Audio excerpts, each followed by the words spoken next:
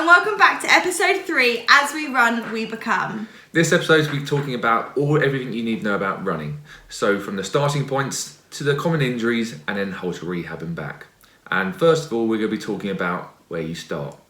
So with running, the most important thing you've got to remember is everyone is different. Everyone has different fitness levels, everyone has different body shapes, everyone has different previous history of running. So don't compare yourself to anyone else. The most important thing is that you enjoy it and you achieve your goals. So first of all, as I just said there, set a goal. So you want to be able to make sure you achieve it. So if it's run a 5k, run a 10k, do a half marathon, whatever it is, but be realistic. So if you're going to be wanting to do a marathon off the first time, don't expect to be doing it next week. Do it in a year's time, 2 years' time, and then build up from there, doing 5Ks, 10Ks, half marathons. Because you've got to enjoy it. If you go hard, completely full out on it, you won't enjoy it because it's a bigger intensity onto your body.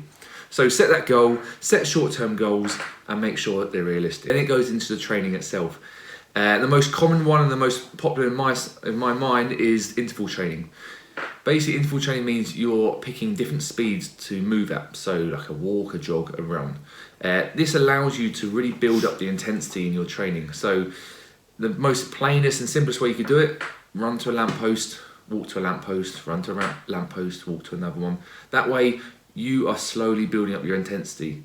To take that on to the next notch, you could do it timed, so you could run for 2 minutes, walk for 1 minute. To the point where if you're doing for 15 minutes, that's 5 times, you'll be doing a 2 and a 1. You could build up to a point where you're actually literally running for 15 minutes without even noticing. That's a lot easier than just going and trying to run a 5k straight away, which realistically not everyone can do.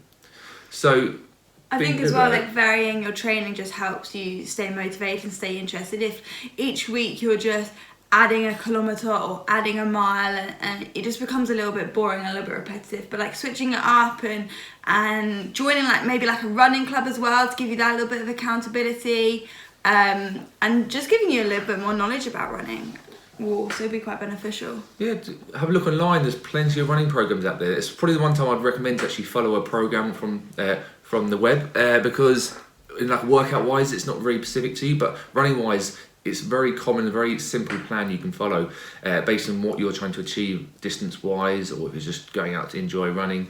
So follow a plan, give yourself a good chance to actually achieve what you want to achieve and just enjoy it. Now, when you take up any new sort of sport or hobby, there are going to be a few weeks where your body starts to adapt, and these can sometimes present in sort of like niggles or full-blown injuries. Now, don't be alarmed. This is literally just our body's way of adapting to this newfound external force that we're putting ourselves through. And it's okay to feel these things, but how we manage it and how we move on from it is the most important thing.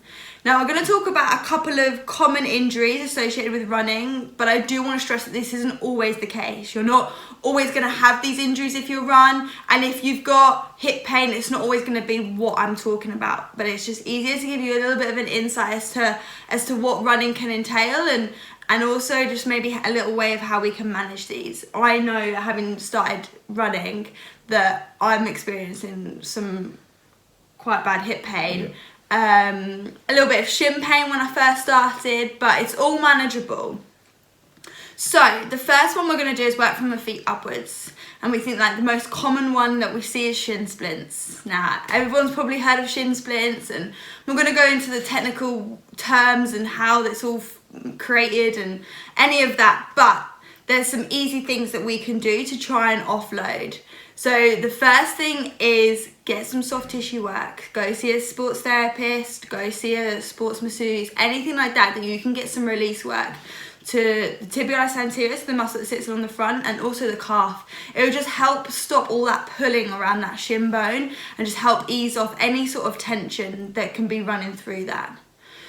Secondly, with rehab wise, what we want to do is we want to reduce that impact, so maybe supplementing in a little bit of cycling or a little bit of swimming to get that cardio while we've offloaded ever so slightly, but also just some basic exercises that you can do at home. It's just trying to reinforce that impact, but in a super controlled way. We're not gonna let ourselves be stranded on an 8-mile run with excruciating shin pain. But what we're going to do is you're going to get a little block, a brick, a really thick book, encyclopedia, whatever you've got at home, and you're just going to slowly drop onto your toe, then onto a flat foot, off of this block onto the injured shin. If it's bilateral shin pain, then do it on both. But just small little drops just to start increasing that resilience again back up in that shin will really, really help you going forward. A little hand tip, if you are getting shin splints, have a little look at your trainers, see what you are running in. If it's a trainer that you haven't actually bought since you decided you're going to go running, then most likely it's probably not going to be a suitable trainer. It could be a gym trainer, it's going to be an old pair of trainers you found, you thought you were using in the gym. Yeah. Have a little shop around, go to the running shops, ideally ones which actually specialise on running, and they'll get you on the treadmill and they'll film you and they can actually see what sort of training you do need, because you need that cushioning. And if you don't have that cushioning, your legs are taking a pounding from that body weight you're putting through it into the ground. That forces a lot. So do spend that little bit of money and getting a good pair of footwork, and then you're not going to get these injuries. But also as well, therapists would be able to look at your foot mechanics. Chances are you're not loading up very well through that foot, and therefore the shin is just taking and absorbing all of that load, and it's just ricocheting up the bone. So seek maybe some therapist advice. They can conduct a running assessment looking at more like the biomechanics of the foot, and make any sort of small changes for your rehab that will help your efficiency when you run. So you have no excuse, guys. Second kind of common injuries around that knees is what we call VL tightness, and that's the muscle that sits on the outside of our quads. It's one of the quads, but what can sometimes happen with that load, and chances are coming from those feet again, our whole body is this chain, is that VL is going into extreme sort of tightness, and it could potentially be pulling at that kneecap ever so slightly. So every time that you go through a running stride, you get this kind of like toothache background dull sensation in the knees. Really quite common with any sort of running or increased intensity where that muscle literally just tenses up. So again, some soft tissue release into there will help, as demonstrated in the video below. But also like some rehab wise is just getting some like length back into that soft tissue, getting some stretching completed, as kindly demonstrated by Ben. This is kind of what we call like a reverse Nordics.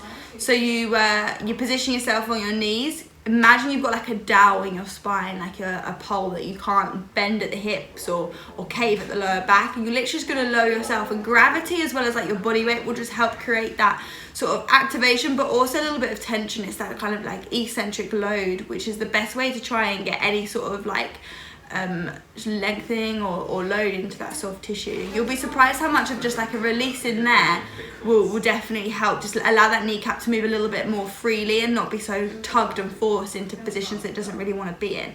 And that should hopefully sort of like desensitize that knee pain as well. I'd recommend one thing is that do actually do this, because as you can see in the video, it was very uncomfortable and very painful for a guy like me who does not stretch. Not at all. So, wasn't happy on any of the soft tissue work, and his movement was pretty poor. I was a little bit embarrassed. It wasn't me acting pain Shocking. In those videos. It was pure, utter, fresh pain. So you can definitely give those a little bit of a go as well if you're experiencing some knee pain during running. Now with the hip, it's a huge joint and it has lots of different roles, and I think this is probably one of the most intense pains that you can experience when running, but maybe I'm a little bit biased. I've definitely noticed that increasing my running has resulted in quite a lot of hip pain, and I've been kind of processing it as an individual, but also with like my therapy hat on as well. And I just think lots of years of horse riding where you get on and off the horse from the same way, where I put my right hip into a lot of like abductions to taking it away from the body, and I rotate the hip out to swing over the horse and then swing back.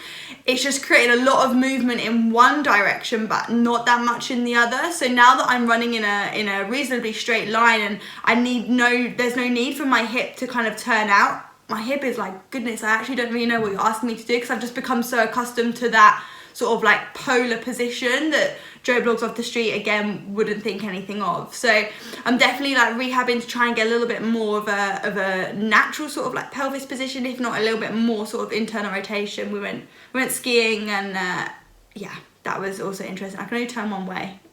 So definitely gonna be cracking on with my rehab. But hip pain can present kind of in two locations, maybe sort of that pinch, that dull kind of like groin ache right in the front there, or you can be getting a little bit of like glute or piriformis tightness around the back. Demonstrated in the video, we're doing some release right into that piriformis, getting that elbow right into that glute area, and then just popping the hip into a little bit of rotation just to try and help free it off. Again, Ben was also quite tight in this area because he does not stretch. That was very, very it's tears. There was tears. And then a little bit of like a rehab, less of a movement here, but more of like a stretch. You want to look to hold this for about 2 minutes, but using like a kitchen table, you can knock it down a notch if you wanted and go on a chair where that supportive leg is actually on your knee rather than your foot. Get creative, anything you can use at home.